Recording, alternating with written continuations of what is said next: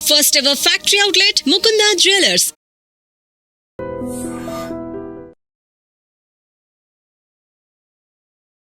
నమస్కారం, చాలా చాలా ధన్యవాదాలు.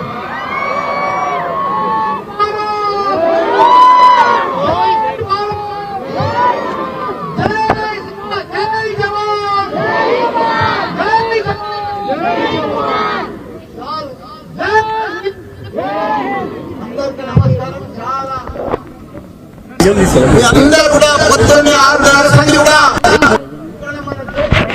కోసం మనమందరం మన తెలుగు మేము కూడా మీకు సపోర్ట్ ఉన్నాం.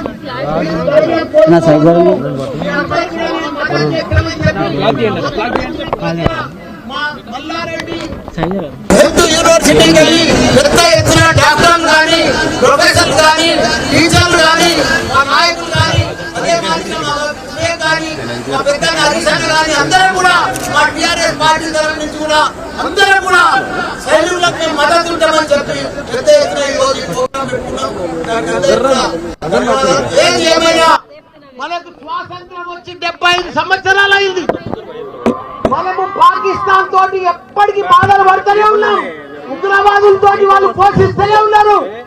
మనం ప్రధానమంత్రికి ఒకటే మేము మనవి చేస్తున్నాం అందరికీ, మోడీజీ पाकिस्तान उग्रवादों को खत्म करो, कुचल कुचल के रख दो, एक एक को जिंदगी में फिर अपना भारत का तरफ नहीं देख रहा हो लोग. उग्रवादों को पूरा पाकिस्तान ప్రపంచంలో చిత్రపటంలోనే పాకిస్తాన్ కనిపిస్తుంది.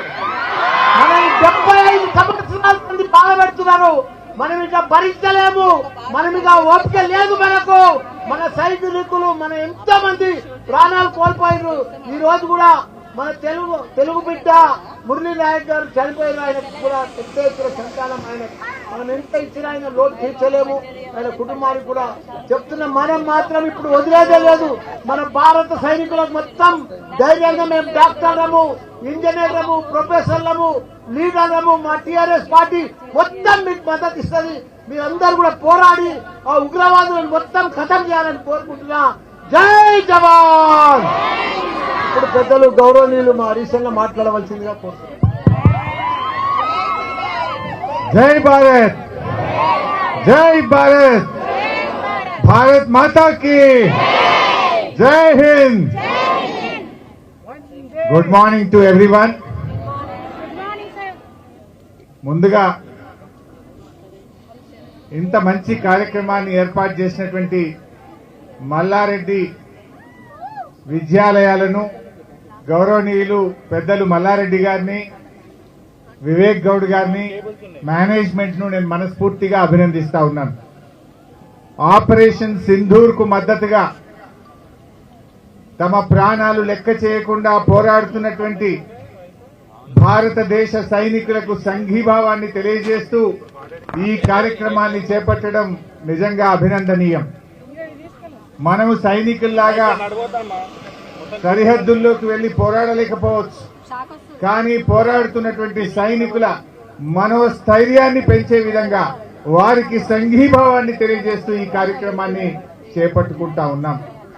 దేశం మొత్తం కూడా ఇలా 140 కోట్ల మంది ప్రజలు భారతదేశ సైనికుల్ని చూసి, మన మిలిటరీని చూసి గర్వపడతా ఉన్నారు.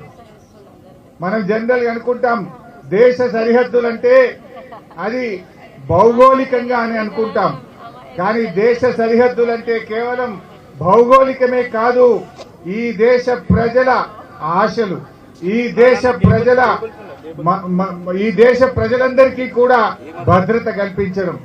ఎందుకంటే ఈరోజు సైనికులు దేశ సరిహద్దుల్లో పోరాడుతున్నారంటే వాళ్ళు కేవలం భౌగోళికంగా మన భూమిని కాపాడమే కాదు, భారతదేశ వారసత్వాన్ని కాపాడుతున్నారు, భారత సంస్కృతిని కాపాడుతున్నారు, భారతదేశ భవిష్యత్తును నిలబెట్టడం కోసం తమ ప్రాణాలు లెక్క చేయకుండా ఈరోజు సైనికులు పోరాటం చేస్తా ఉన్నారు. ఇలా సైనికులకు మనందరం కూడా సంఘీభావం తెలియజేయాల్సిన బాధ్యత ఈ దేశ ప్రజలందరి మీద కూడా ఉంది.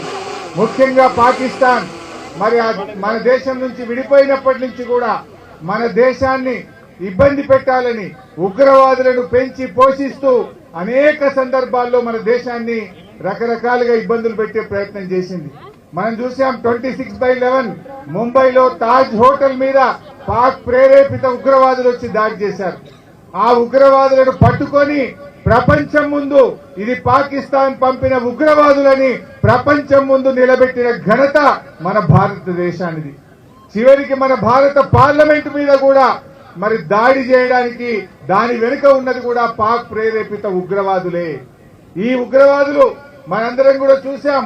వరల్డ్ ట్రేడ్ సెంటర్ యుఎస్ మీద కూడా దాడి చేసిన బిన్ లాడెన్ కూడా ఆ పాకిస్తాన్ నుంచే మరి అటువంటి కార్యక్రమాలకు పాల్పడ్డాడు. అంటే ఇలా ప్రపంచంలో అస్థిరత సృష్టించడానికైనా భారతదేశంలో అస్థిరత సృష్టించడానికైనా పాక్ ప్రేరేపిత ఉగ్రవాదులే. ఇక దేనికైనా సహనానికి ఓపికకు ఒక హద్దు ఉంటది. చాలా సంవత్సరాలు చూసాం.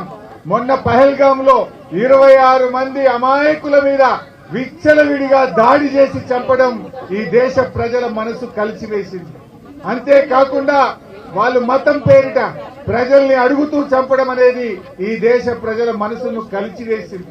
అందుకే ఈరోజు భారతదేశం ఆ ఉగ్రవాదులను కుదముట్టించడానికి శాశ్వతంగా ఈ పాకిస్తాన్ నుంచి భారతదేశం మీద జరుగుతున్న దాడిని ఒక పరిష్కారం చూపడం కోసం ఇవాళ ఉగ్రవాదుల మీద భారతదేశం దాడి చేస్తూ వచ్చింది.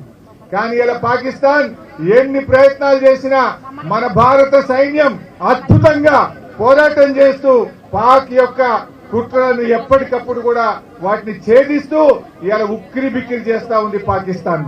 మరి ఇటువంటి సమయంలో మనం కూడా త్యాగాలకు సిద్ధపడాలి. అవసరమైతే రక్తదానాల కోసం ఈ దేశంలో ప్రతి యువతి యువకుడు సిద్ధంగా ఉండాలని చెప్పి కూడా నేను పిలుపునిస్తా ఉన్నాను. ఒకవేళ సైనికుల కోసం ఏదైనా సపోర్ట్ అవసరం ఉంటే యంగ్ డాక్టర్స్ గా మా మల్లారెడ్డి మెడికల్ కాలేజ్ కూడా ముందుండి అన్ని రకాల వైద్యాన్ని అందించడానికి కూడా సంసిద్ధంగా ఉండాలని చెప్పి కూడా నేను పిలుపునిస్తా ఉన్నా. మరి మనందరం నేను గాని మల్లారెడ్డి గాని మా వివేక్ గౌడ్ గారు మొట్టమొదటి రక్తదానంలో ఉండి ముందుండి అవసరమైన రక్తాన్ని కూడా ఈ సైనికుల కోసం ఇవ్వడానికి మేము సిద్ధంగా ఉన్నాం. మీరు సిద్ధంగా ఉన్నారా అని అడుగుతా ఉన్నా. Are you ready? All of you. ఎందుకంటే మనం అక్కడ పోయి పోరాటం చేయకపోవచ్చు, కానీ ఆ సైనికులకు అవసరమైనటువంటి రక్తదానాన్ని గాని, ఆ సైనికులకు అవసరమైన వైద్యాన్ని గాని, ఆ సైనిక కుటుంబాలను కంటికి రెప్పలాగా కాపాడుకునే బాధ్యత ఈ దేశ ప్రజలది అని చెప్పి మనం చేస్తా ఉన్నా. ముఖ్యంగా భారత సైనికులారా, మీరు అద్భుతంగా పోరాటం చేస్తున్నారు. మీ వెనుక 140 కోట్ల మంది ప్రజలున్నారు. ధైర్యంగా ముందుకు పోండి. మీ ధైర్యమే మాకు శక్తి, మీ నిబద్ధతలే మా అందరికీ గర్వకారణం, మీ యొక్క పోరాటం మా అందరికీ స్ఫూర్తి అని చెప్పి మనవి చేస్తూ